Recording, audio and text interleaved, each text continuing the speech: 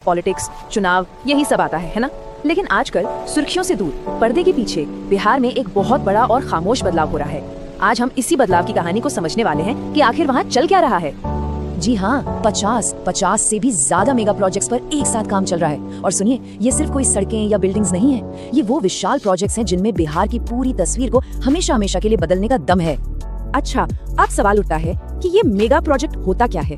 देखिए, आसान भाषा में समझें तो ये वो बड़े बड़े सपने हैं जिन्हें हकीकत में बदलने में सालों लग जाते हैं, पर जब ये पूरे होते हैं ना तो लाखों लोगों की जिंदगी बदल जाती है। सोचिए जरा, एक नया एक्सप्रेसवे या एक नदी को दूसरी नदी से जोड़ने का विशाल प्रोजेक्ट, इनका असर 1-2 साल नहीं बल्कि पीढ़ियों तक रहता है।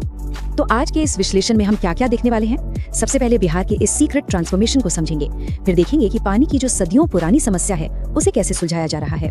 इसके बाद काले सोने की एक रोमांचक खोज पर चलेंगे और हाँ, ये भी समझेंगे कि इस विकास में सरकार और बड़े उद्योगपतियों का क्या रोल है और आगे की राह में चुनौतियाँ क्या हैं।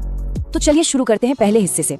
देखिए, इस वक्त बिहार में ना विकास की एक ऐसी लहर चल रही है जैसी पहले कभी नहीं देखी गई। चाहे रेलवे हो, हाईवे हो, एनर्जी हो, हर सेक्टर में बहुत बड़े लेवल पर काम हो रहा है। और सबसे दिलचस्प बात क्या है पता है? जहां हम सबका ध्यान टीवी पर चल रही चुनावी बहसों पर है, वहीं असली बदलाव की नींव ये प्रोजेक्ट्स चुपचाप रख रहे हैं। ये वो बुनियाद है जिस पर भविष्य का एक नया बिहार खड़ा होगा।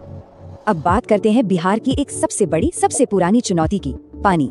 एक तरफ ऐसी बाढ़ आती है जो सब कुछ तबाह कर देती है और दूसरी तरफ सूखा पड़ जाता है। लेकिन अब इससे निपटने के लिए एक बहुत बड़ा कदम उठाया जा रहा है। तो समाधान क्या है? कोसी मेची नदी जोड़ो परियोजना। प्लान बहुत ही सीधा और असरदार है। कोसी नदी का जो अतिरिक्त पानी है जो हर साल बाढ़ लाता है, उसे एक 76 किलोमीटर लंबी सोचिए एक आर्टिफिशियल नदी के जरिए मेची नदी तक पहुंचाया जाएगा। अब इसका फायदा क्या होगा? सीमांचल का जो पूरा इलाका है वहाँ न सिर्फ बाढ़ रुकेगी बल्कि 2.25 लाख हेक्टेयर जमीन को सिंचाई के लिए पानी मिलेगा। आपको अंदाजा है ये कितना बड़ा इलाका है? ये दिल्ली के एला से भी 1.5 गुना ज्यादा है। मतलब ये सिर्फ बाढ़ कंट्रोल नहीं है, ये पूरे इलाके की खेती किसानी की किस्मत बदलने की ताकत रखता है। और ये कोई नया सपना नहीं है। इस प्रोजेक्ट का विजन तो अटल बिहारी वाजपेयी जी के समय में ही देखा गया था और अब जाकर इस पर तेजी से काम चल रहा है। टारगेट है कि 2029 तक इसे पूरा कर लिया जाए। अगर ऐसा होता है तो ये उत्तर बिहार के लिए एक नई सुबह लेकर आएगा।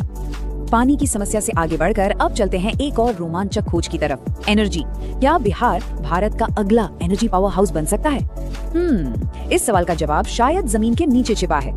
जी हाँ, बिहार में खोज हो रही है काले सोने की, मतलब कच्चे तेल की। और सिर्फ अगर ये खोज कामयाब हो गई तो ये सिर्फ बिहार के लिए नहीं बल्कि पूरे देश की एनर्जी सिक्योरिटी के लिए एक बहुत बड़ा गेम चेंजर साबित होगा।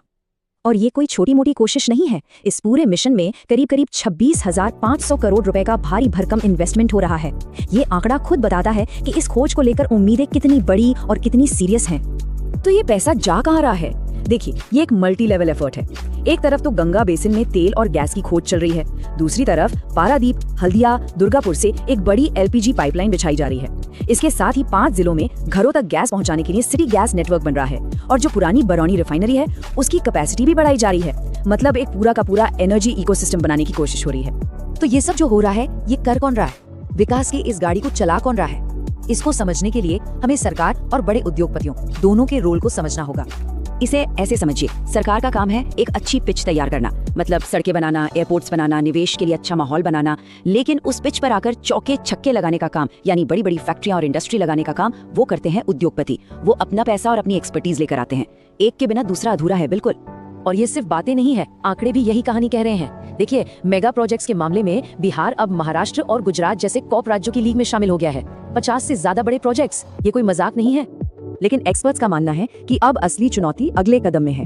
विकास के अगले लेवल पर जाने के लिए प्राइवेट इन्वेस्टमेंट खींचना सबसे जरूरी है। इसके लिए बड़े बड़े इन्वेस्टमेंट समिट करने होंगे और टाटा, अडानी, अंबानी जैसे बड़े नामों को बिहार लाने के लिए एक ठोस रणनीति बनानी होगी। तो इतने सारे बड़े सपने हैं, इतनी योजनाएं हैं, लेकिन अब आते हैं सबसे बड़े सवाल पर। इन सब की कामयाबी आखिर किन चीजों पर टिकी है? चलिए अब जरा ये देखते हैं कि जो सियासी माहौल है वो इन प्रोजेक्ट्स पर कैसे असर डाल सकता है। देखिए, एक बड़ी चुनौती जो सामने आती है वो है पॉलिटिकल अस्थिरता। मतलब सत्ता के कई पावर सेंटर्स हैं। कोई भी एक पार्टी इतनी मजबूत नहीं है कि अकेले दम पर सरकार बना ले। और ये जो बिखराव है, ये लंबी अवधि की योजनाओं के लिए एक रुकावट बन सकता है, क्योंकि हर नई सरकार की अपनी अलग प्राथमिकताएं होती हैं।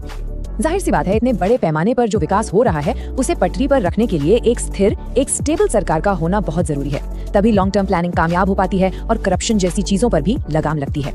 तो आखिर में ये सवाल आकर खड़ा हो जाता है, जब बिहार में इतने सारे बड़े बड़े प्रोजेक्ट्स चल रहे हैं जो उसकी किस्मत बदल सकते हैं, तो वो एक सबसे जरूरी चीज क्या है जो इनकी कामयाबी को पक्का करेगी?